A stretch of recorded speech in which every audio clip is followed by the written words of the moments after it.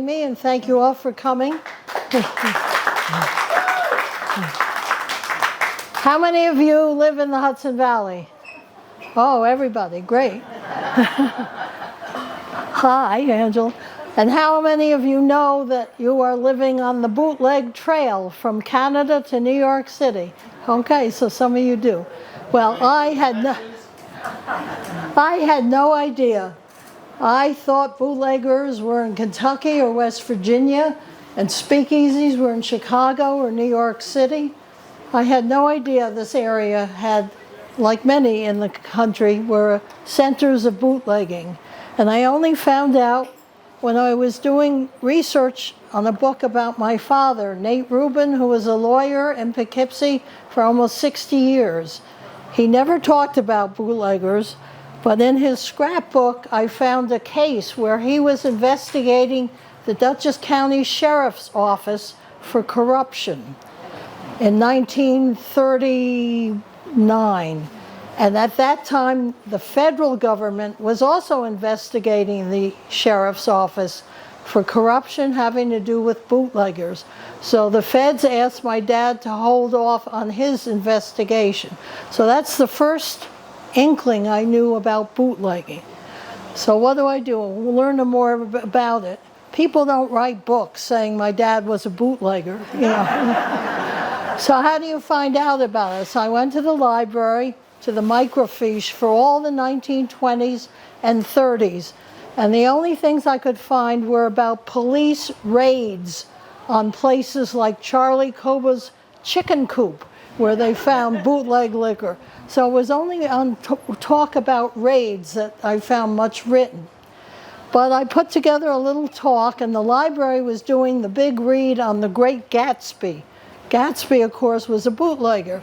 So they asked me to speak, and since then I've spoken maybe 40 times to groups like you or historical societies, and every time people come up after or in front of everyone and tell me a story. A recipe found on the basement rafter for moonshine, tunnels under their grandfather's house in Millbrook, all kinds of stories. So I hope when I'm finished, you will tell me some. This lady here just told me right in front of, near John Burroughs' house, up the river a little, there was a cave that they said that's where bootleg liquor was dropped off to sell in the roadhouse there. So I will turn it over to you when I finish. Okay, so let me just get my little thing here. So that was the book about my dad.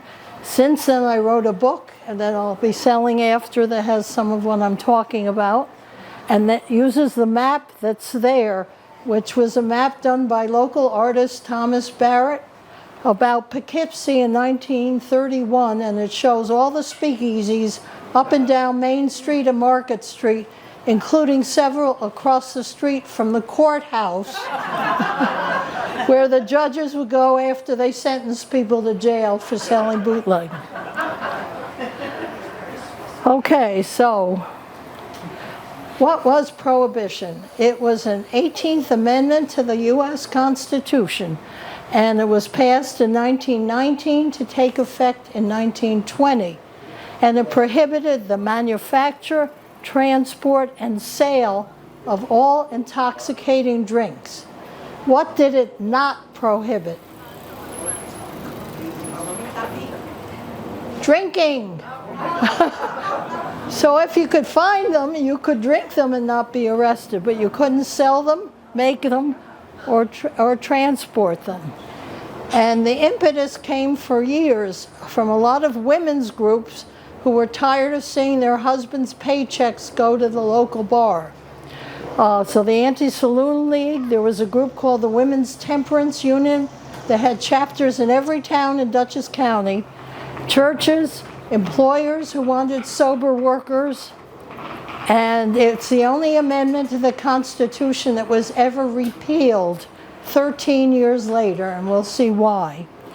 So, oops, wrong way. This is one of my favorite cartoons. You can't see it. It's a restaurant or bar with everybody under the table, and the woman comes into the maitre d' and says, "I'm looking for my husband. he wears size 9 shoes. And I found in my dad's collection of songs a song called "Every Day Will Be Sunday When the Town Goes Dry." And you can all sing along the chorus with me. Goodbye, Hunter, so long, Scotch, farewell, Hague and Hague. Oh, my darling old Frop, they will soon take you away. At the table d'hote with Lola, they will serve us Coca-Cola. No more saying, let me buy, no more coming through the rye. Old Manhattan and Martini have received the big subpoena. Every day will be Sunday when the town goes dry. So those people were called the dries, they liked it, and the wets were called the people who did not like Prohibition. But sin was not eliminated. In fact, Prohibition spawned a whole new industry bypassing the law. One person said it seemed like the whole country had suddenly become involved in larceny. The Hudson Valley was no exception. So, what was moonshine? Moonshine, the people that made it were called moonshiners because they made it in the moonlight to avoid the law.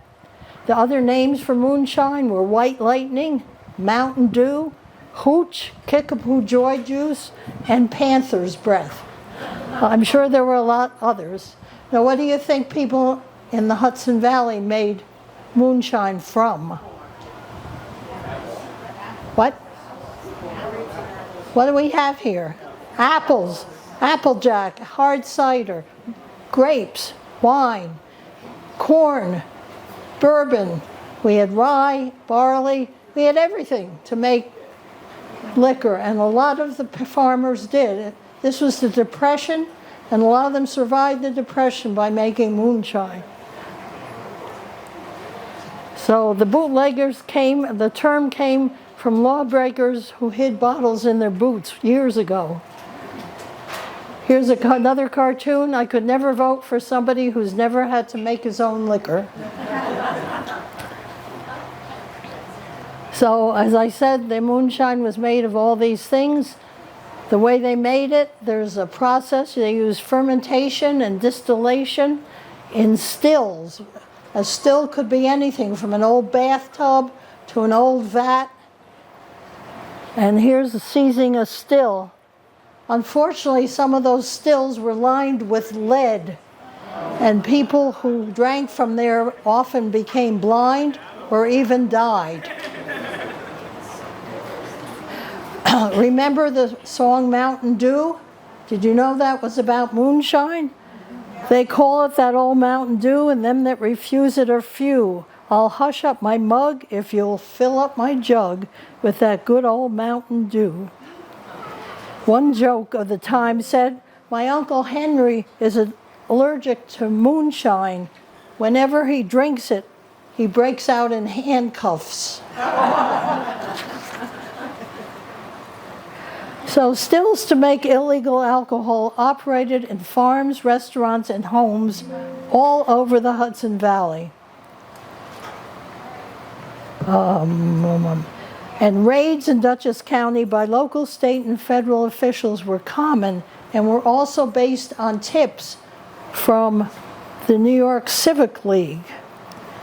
A raid on a Clintondale farm in 1924 revealed that lacquer thinner was used in paint was being redistilled to make hooch. So then police started raiding these places. I told you they found one in Charlie's chicken coop, another one in a woodshed, another one in a copper wash boiler. In 1932, no, I'm sorry, what year? 27. 35 federal agents, in a frantic attempt to stop a gigantic flow of liquor into New York City, raided the Lee Houston farm in Stanfordville that had a 1,200-gallon capacity to make alcohol from sugar. They also raided the Dillon house in Beacon, farms in Philmont, Plattekill, Highland, and Columbia County. The Bogardus farm in Dutchess County had a still running on cider to make Applejack. A farm on New Hackensack Road in LaGrange was raided for making rum. But what was law enforcement to do with all this confiscated liquor?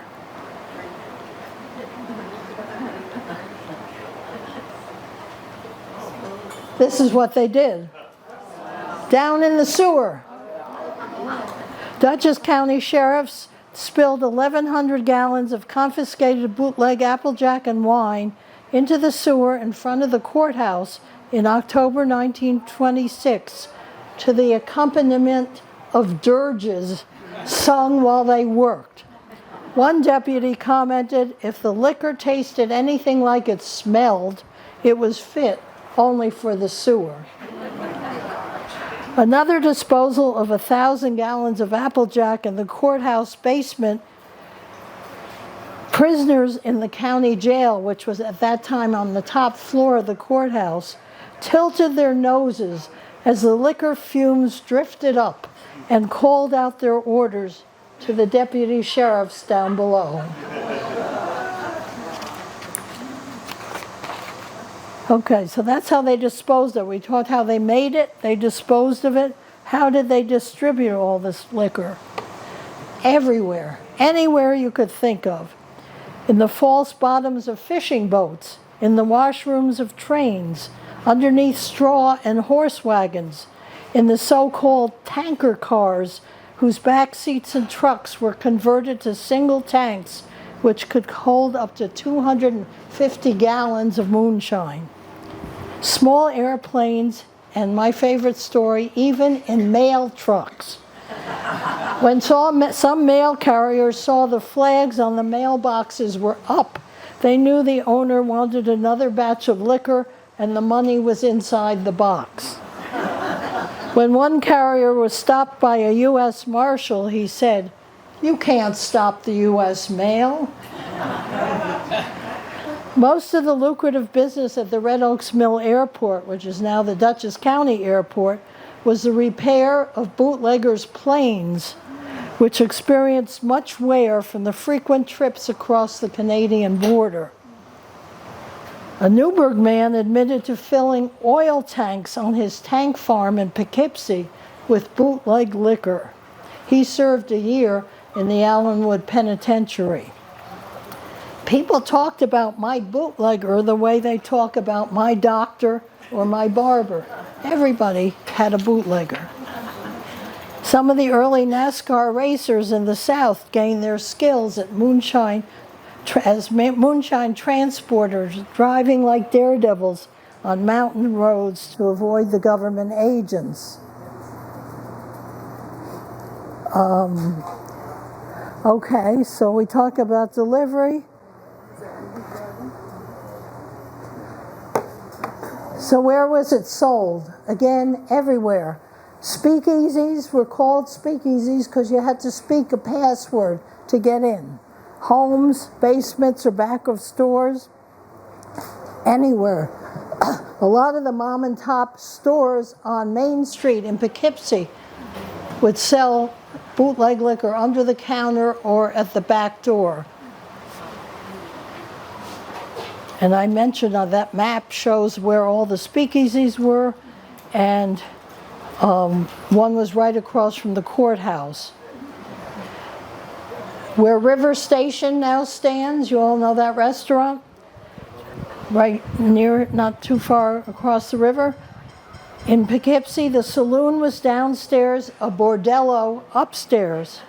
Dayliner passengers came up from New York to, quote, have fun in Poughkeepsie. So there were speakeasies all over. Somebody told me in Kingston, where Adams is, there's a White House up on the hill. That was supposed to have been a speakeasy. I mean, I'm sure a lot of you have heard about where speakeasies are. Medicinal purposes. The Brotherhood Winery in Washingtonville stayed in business during Prohibition by producing government-sanctioned altar and medicinal wines. people suddenly found religion or got really sick. But, so we're talking about really the beginning of Prohibition from 1920 to 1926. It was mostly a local affair, local farmers selling to local shop owners, local speakeasies. Things changed in 1927. That's the map. When New York City gangsters came to town, things were getting too hot for them in New York City. Gang wars were proliferating, and they decided, as Legs Diamond said, we got a future in the Catskills. But things really changed. Besides these guys coming, they moved up and threatened local farmers, bootleggers, and speakeasy owners with extortion, kidnapping, shooting, and even murder. Federal agents had to supplement or take over from local law enforcement who couldn't cope with these criminals. So I'm talking about three of the most notorious gangsters who came here. They all grew up in New York City from immigrant families. Maranzano was from an Italian family. Dutch Schultz was from a German Jewish family, and Legs Diamond was Irish. And their gangs were all fighting in New York City. They all dropped out of school. They started learning about life through crime. They started with shoplifting or pickpocketing and moved on to armed robbery, extortion, prostitution, racing, fixing races, etc. Okay, so I'm going to start with Salvatore Maranzano, who I had never heard of till I spoke to the Wappingers Historical Society, and they told me all about him. He was born in Sicily and killed in Manhattan in 1931. They were all murdered, all three of them, mostly in their 30s and mostly by other gangs. He became the boss of mafia bosses, and he operated farms in Wappingers and Hopewell Junction. He used intimidation, violence, extortion, and murder. In 1929, he took over farms in Wappinger Falls and Hopewell Junction for illegal distilleries. Wappinger's hotel owner, Rocco Germano, was, quote, persuaded to sign over the deed to his farm to Maranzano, who then double-crossed him on a bootlegging deal. In retaliation, Germano stole one of Maranzano's trucks and left it on Main Street in Wappingers. Dutchess County Sheriff Rockefeller said any New York City gang warfare would be met with all the forces the county could muster. You can imagine how strong those forces were against these gangs. Things got even murkier. In 1931, the body of an unidentified man was pulled from Binneywater Pond on the Harrigan farm in Poughkeepsie that had been weighted down by a sewer grate, chains, and twine. The farm had been rented by Maranzano and used as a huge bootleg distillery. They never identified the body, but the sewer grate came from the Poughkeepsie foundry. The front page headline in the Poughkeepsie Eagle News in 1931 read, Wappinger Falls racketeer Salvatore Maranzano, slain by 3 men in New York office, was under investigation by Dutchess County. It was alleged that Lucky Luciano or Dutch Schultz was responsible for Maranzano's murder. Joseph Bonanno and Lucky Luciano took over Maranzano's organization, which became known as Casa Nostra. So it all started here. Then we have Dutch Schultz. They called him Bing Crosby with a broken nose. His real name was Arthur Flegenheimer, and he was born to German Jewish parents. He didn't think that name fit a mobster, so he changed his name to Dutch Schultz after an old-time Bronx criminal. So Maranzano was from Brooklyn, He was from the Bronx. He became known as the Beer Baron of the Bronx. He started as a bartender and then took over a chain of speakeasies. He apprenticed to Arnold Rothstein, who was one of the biggest gangsters in America. When things got too hot in New York, Schultz established a hideout in Phoenicia up the river, where he operated several stills and the Black Swan Tavern in Riften. In Dutchess County, Schultz operated a giant bootlegging operation in an old cow barn in Pine Plains on the Homestead farm that happened to be owned by a former New York City policeman. It was conveniently located near two railway lines. On October 17, 1932, federal agents raided that farm and seized a huge amount of everything, 10,000 pounds of sugar, 2 500-gallon tanks, 2 2,000-gallon stills, and so forth. And here, you used to be able to visit that. One of the things Schultz decided, he would kill U.S. Attorney Thomas Dewey, because Dewey was brought tax evasion charges. But Schultz's gang said that would be a little too dangerous, so he didn't kill Dewey. He was tried at least several times, and he always got off free because all the witnesses developed what they called Chicago amnesia and refused to testify. So he himself was murdered in Newark, and Lucky Luciano took over his territory.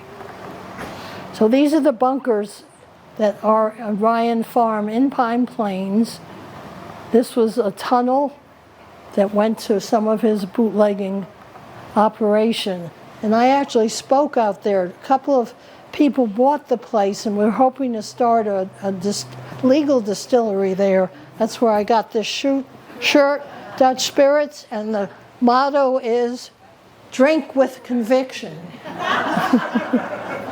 It's closed now. It's too bad it never went.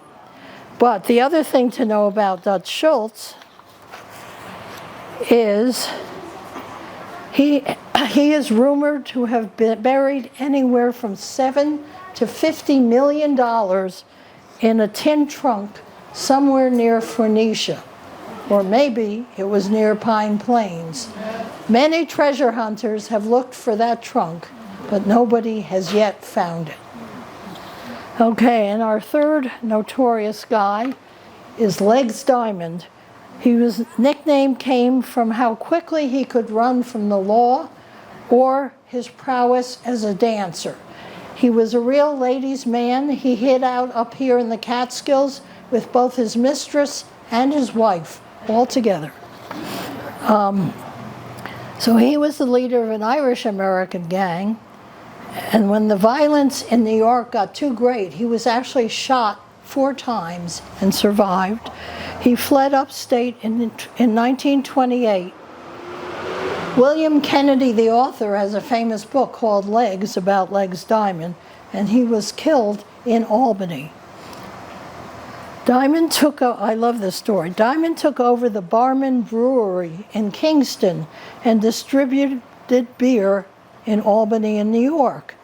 But federal agents couldn't figure out why hops and yeast were going in the brewery, but they could never catch anything coming out.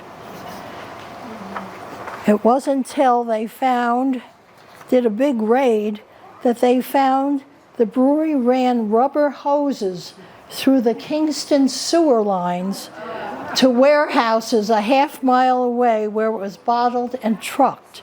A system of tunnels and caves hid the beer. Rumor is that Kingston firemen supplied the hoses, and that homeowners who allowed the hoses to run through their house were allowed to put a tap in and drink the beer. A construction worker in the 1970s came across a hose running along the sewer line in Kingston and asked his boss what it was. The boss took out a jackknife, cut a slit in the hose, and out poured beer, which had lasted 50 years and still tasted great.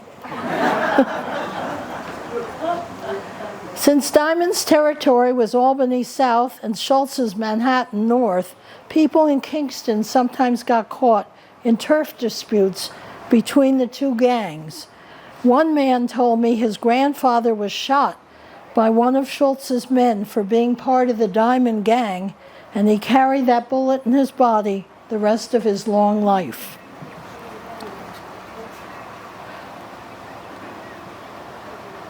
So this is just about Diamond. His headquarters were where the Rocking Horse Ranch is now.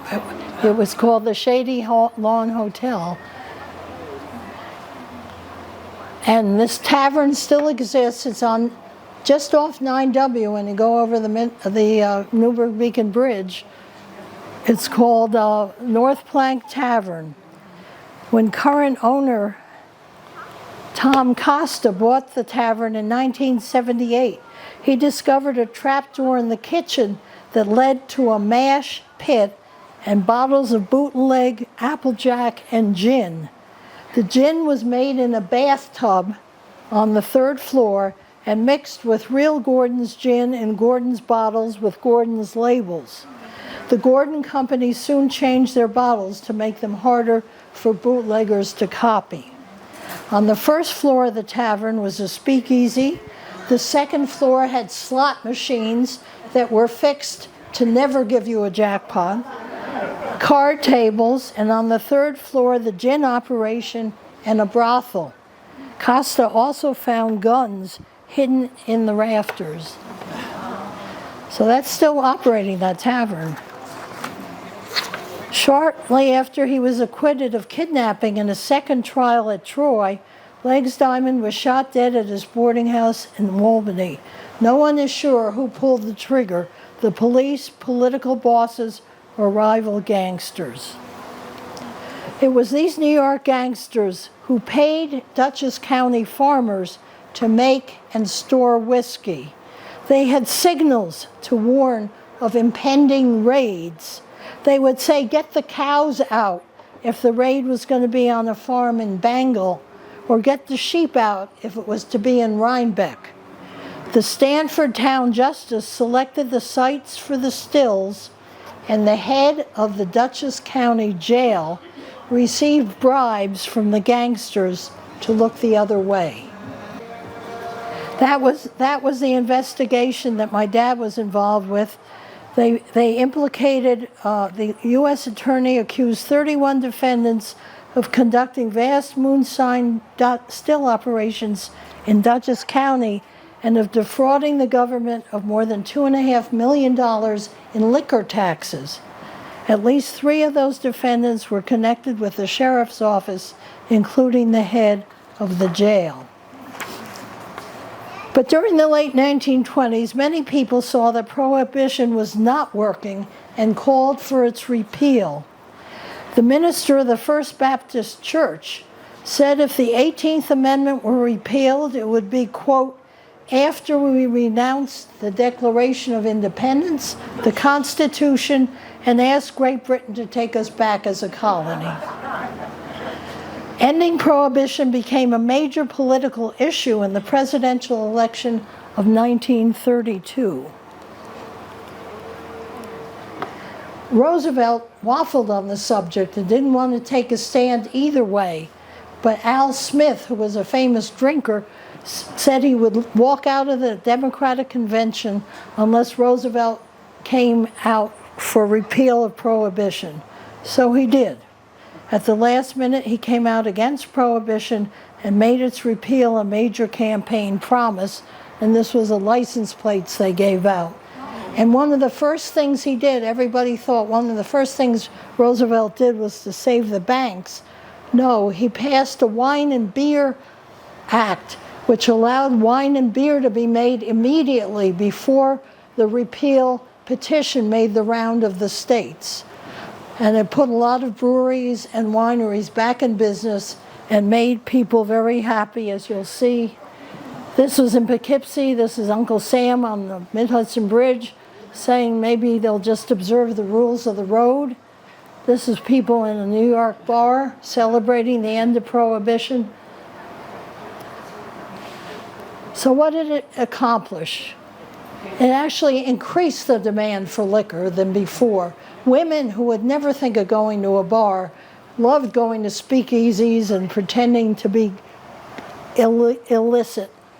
Young people all had hip flasks and strutted around and made money selling bootleg liquor. Corruption, as we talked about, increased. Everybody was given bribes. Judges, jurors were threatened. The federal government increased. They had to build more federal prisons. The FBI got much bigger. Wiretapping became used for the first time to catch bootleggers and has never left us. Organized crime, as we talked about, the Cosa Nostra and others began.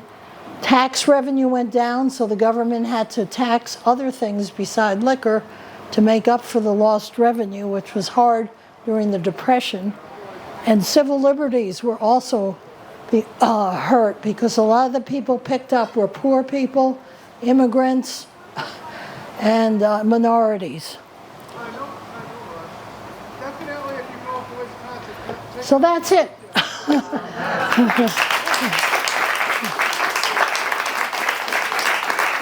So I have copies of my book. It's stories you have. If you could speak loud or come up to the mic and tell anything you know about Prohibition, especially in this area. Anybody? Yeah? Hi, Ellie. Hi. Hi. I'm actually 13 generations from Dutchess County, and my grandparents and father owned the farm on the corner of Innis and Salt Point. It's still there today. And there used to be this big Victorian house on the hill. And my grandfather, this was in the 20s, he rented it out to a couple of guys. And after several months, they didn't pay their rent. So he walked up to collect the rent, and the entire inside of the house had been changed to be a distillery. The distillery ran from the first floor to the third floor. And so he waited for them to come back and then kicked them out. End of story. Okay. Yeah.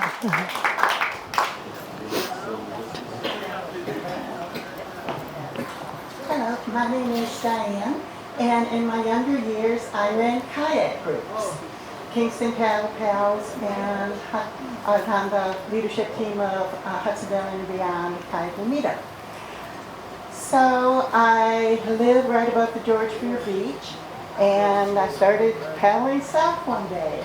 And all of a sudden I noticed, that looks like a cave. And sure enough, on maps, it's called Cave Point. And I wandered into it, and yes, you could see where it was definitely man-made, and there appeared to be shelves or a bed. It wasn't clear. So then I thought, of course, wondered, what is this? And about 6 stories that I heard. One was that that's where they dropped off illegal alcohol during Prohibition for going up and down the river. And then also part of it, which I don't know is true, but there is a statue of Bacchus sitting on a beer keg at John Burroughs' pond house. So, I don't know, maybe there's a scandal there given all the important people that visited that area. Okay, thanks. Anybody else? Yeah, you mentioned a house, the North Plank Road Tavern in Newburgh. Yeah. There's a house a couple blocks from there. That's it was owned by an associate of Dutch Schultz named Dominic the Gap or the Gap Trilly. When I was growing up there, we knew it as the gangster house because Schultz used to visit there. And supposedly there are tunnels under the house, escape tunnels. There's supposed to be a tunnel to the North Plank Road Tavern, which I don't know how much truth there is to that. But the house is still there. It's a nice brick house. So that's another instance of Diamond and Schultz overlapping territories. So, yeah. Okay. Anybody else? Okay. Well, thank you all for coming. And if you're interested in the book, don't